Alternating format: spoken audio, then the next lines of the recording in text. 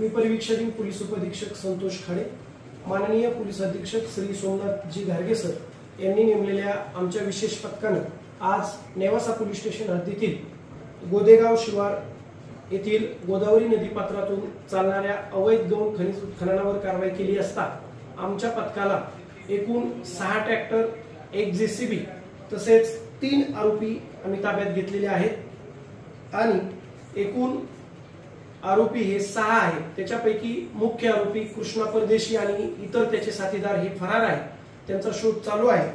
तसेच आम्हाला जो एकूण मुद्देमाल मिळालेला आहे त्यामध्ये 6 ट्रॅक्टर, 1 जेसीबी आणि 5 ब्रास वाळू असा मिळून एकूण मुद्देमाल हा 75,80,000 रुपये झालेला आहे। हा मुद्देमाल आम्ही ताब्यात घेऊन नेवासा पोलीस स्टेशन मध्ये गुन्हा दाखल करत आहोत। ही माननीय श्री सोमनाथजी घारगे सर यांच्या मार्गदर्शनाखाली तसेच निर्देशाने चालू आहे। अशीच कारवाई यापुढेही नेवासा पोलीस स्टेशन हद्दीसह इतर अहिल्यानगर जिल्ह्यामध्येही अवैध धंद्यावर चालू